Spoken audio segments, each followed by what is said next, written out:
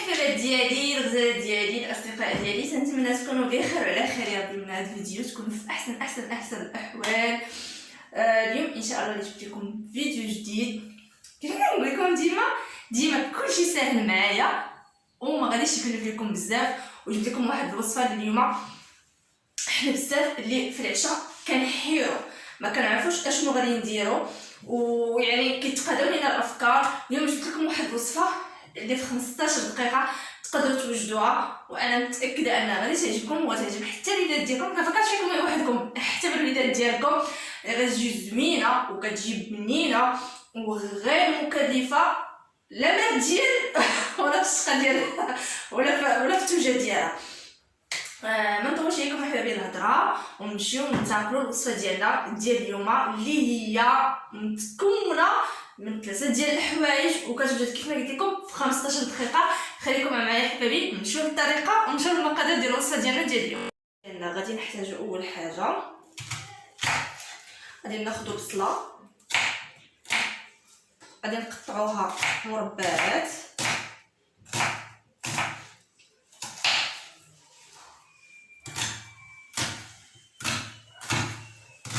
الا كان على حسب الاشخاص يعني غديروا كميه اكثر. الا كان انا غندير هاد الوصفه على حساب 2 ديال الاشخاص. قطعتها هكا مربعات كيف ما كتشوفوا.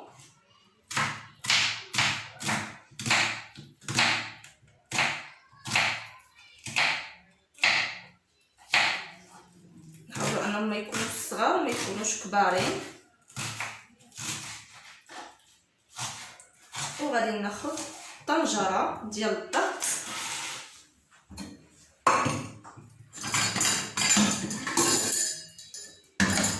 اللي غادي ندهنها بواحد 2 ديال المعالق ديال الزيت نباتي. انا هنا وضعت 2 المعالق اللي كبارين، يعني غادي نحاول انني نوزع الزيت على الكوكوط كامله. ودابا غادي نفرش البصله اللي قطعت رقيقه، ودابا غادي نمشيو نلتجئوا للبطاطا حتى هي غادي نقطعوها. وهنايا الغزالات ديالي عندي 5 ديال الحبات ديال البطاطا اللي هما متوسطين في الحجم ديالهم. غادي نقطعها هكا على 2 وغادي نقطع بهذه الطريقه، وغادي نبقى نقطعهم مربعات صغارين، ما يكونوش صغار وما يكونوش كبارين. وغادي نبقى غادا بهذه الطريقه. وهذه اخر حبه بقات عندي. كيف ما قلت لكم احبابي يعني على حسب الاشخاص، يعني وجبه عشاء اللي هي سهله وكطيب بالزربه، يعني ما كتاخذش منها وقت وفي نفس الوقت كتجي لذيذه. ودابا غادي ناخذ الطنجره ديالي، غادي نوضع البطاطا فوق البصله اللي وضعنا لتحت واللي درنا الزيت، عمقه هكا حتى كنكمل الكميه اللي عندي كامله. كيف ما قلت لكم عندي 5 ديال الحبات اللي هما متوسطين الحجم. وهنايا الغزالات ديالي عندي طريفات ديال الدجاج اللي هما مقطعين هكا حتى هما مربعات، ولكن غادي نشد كل طرف غادي نحاول نفتحو على 2، يعني بغيتو شويه يكون رقيق بهذه الطريقه، يعني بهذا السمك. نقرب لكم غنبقى نقطع في الطريفات اللي عندي كاملين حتى كنكمل الكميه اللي عندي كامله. وغادي نمشيو للطريقه ديال التتبيل هاد الوصفه ديالنا ديال اليوم.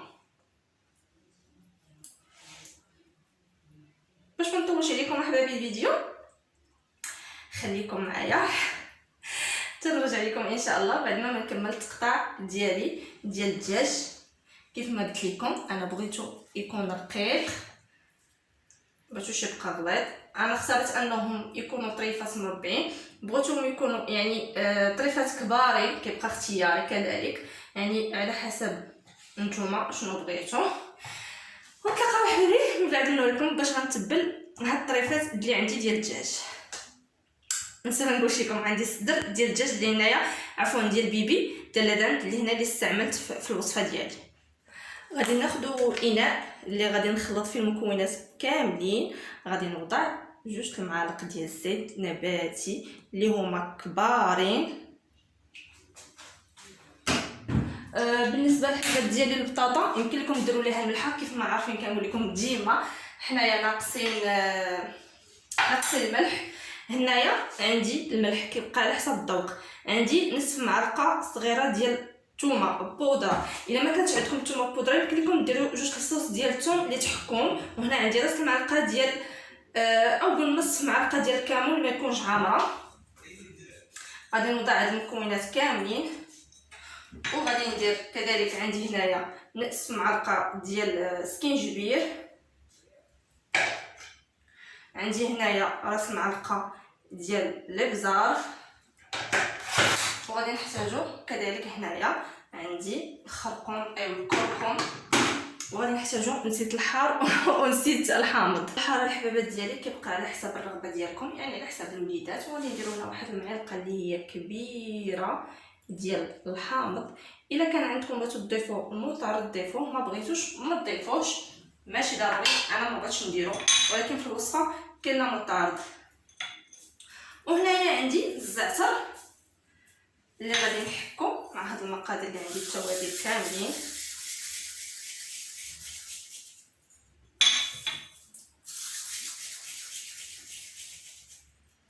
وغادي نضيف هنايا غادي نديرو نصف كاس ديال الزيت، عفوا ديال الماء ديال العنبه. انا هنا ما عنديش كاس ديال العنبه، يعني دايره اكثر من نصف كاس، يعني هذا غير صغير. وغادي نخلط هاد المكونات اللي خلطت كاملين بالمعلقه مزيان. غادي نضيف عليهم طريفات ديال الدجاج اللي درت. غادي نخلطهم. وهنا الغزالات ديالي كيف ما قلت لكم ما غاديش نحتاجو لا نقدوهم لا حتى شي حاجه. هاد الطريفات اللي عندنا هنايا غادي ناخذوا الطنجره ديالنا او الكوكوط ديالنا اللي غادي نوضعوا فيها هاد الطريفات من الفوق. غادي نحاولوا اننا نسرحوهم، يعني ما نخليوش وحده فوق وحده. وغادي نديروهم فوق البطاطا.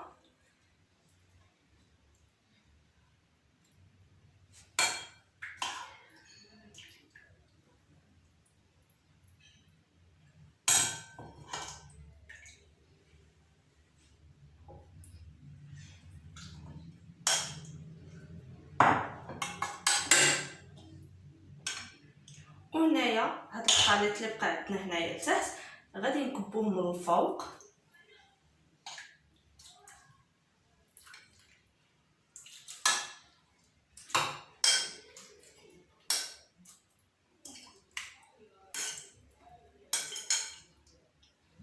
وغادي نحطو على الكوكوط ديالنا.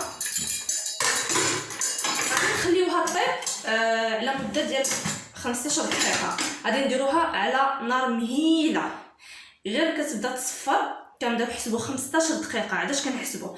ملي تصفر نحسبوا 15 دقيقه وكنطفيو عليها وكيكون الطبق ديالنا واجد. نتلاقاو ان شاء الله في الشكل النهائي ديالنا ديال الوصفه ديال اليوم. طيب قلت نوريها لكم كيفاش يعني وضعتها في الكوكوط، كيفاش جاني داكشي مستف. يعني كيف ما قلت لكم احباباتي، البصله البطاطا عداش الطريفات ديال الدجاج. وغادي نردهم دابا ان شاء الله فوق البوطه. الحبابات ديالي كيف ما كتشوفوا الطبق ديالنا وجد اللي جا رائع، يعني في 5 دقائق كيوجد لك وكيطيب لك يعني بدون مجهود بدون حتى شي حاجه. وكيف ما غادي نوريكم دابا الحبابات ديالي ان الدجاج ما شاء الله ها هو كيطيب غزال. بغيتو تذوقوه من الفوق بالفرماج احمر او لا اي حاجه متوفره عندكم، اما الفرماج اما الربيع. انا درت فوق منه غير الربيع، كيجي المنظر ديالو غزال. وما نعاودش لكم البنه كتجي كيشهي. وكنتمنى الطبق ديال اليوم يعجبكم وتجربوه. كيف ما قلت لكم ما غاديش ياخذ منكم وقت طويل او لا مجهود او لا شي حاجه. وتنتمنى انه هنا الاعجاب ديالكم وتجربوه. تنبغي نقول لكم بالصحه والراحه. ديالي الوصفه ديالنا ديال اليوم كتسالي، وكنتمنى انها تعجبكم وتكون بدات اعجابكم. كيف ما شفتوا حسبت مني بدات كتصفي الكوكوط 15 دقيقه، وها هي الوصفه ديالي واجده كيف ما قلت لكم من الفوق كيبقى تزيين على حسب الرغبه ديالكم. اما كيف ما شفتوا انا درت من الفوق غير الربيع، اما الفرomاج يكون من الاحسن يكون الاحمر. وهنايا الحلقه ديالنا اليوم ديال الوصفه ديالنا ديال اليوم كتسالي هنايا، وكنتمنى انها تكون جاتكم سهله في التحضير وما صعيباش، وكنخلي لكم الراحه، وكنبغي نقول لكم كنحماق عليكم بزاف بزاف بزاف بزاف. الله يخليكم ليا على الطريقه زوينين بزاف، وخصوصا الدعاوي اللي كدعيو معايا ومع ماما. الله يخطيكم والله يخلي لكم الامهات ديالكم كاملين. واليوم بمناسبه العيد المراه كنهني جميع اي مراه في اي بلاصه، اكيد اكيد اكيد اكيد طول العمر والصحه يا ربي. وكنبغي نقول لكم ديما كونوا متفائلين، اي حاجه جات في حياتكم ما تخليوهاش تكون هي اخر حاجه في حياتكم. ان شاء الله مادام ربي عطانا الصحه وعطانا كناكلوا وعندنا فين مستورين، هذيك هي الحياه ديالنا كامل. يعني اي حاجه يمكن لنا نوصلوا لها، حتى شي حاجه مستحيله في الحياه ديالنا. وكنبغي نهنيكم مره اخرى، وكنبغي نقول لكم خليت لكم الراحه حبابي. الى فيديو قادم ان شاء الله، دمتم في رعايه الله. كنحماق عليكم مره اخرى، وكنبغي نشكركم على التعليقات ديالكم الغزالين اللي خطيكم عليا حبابي.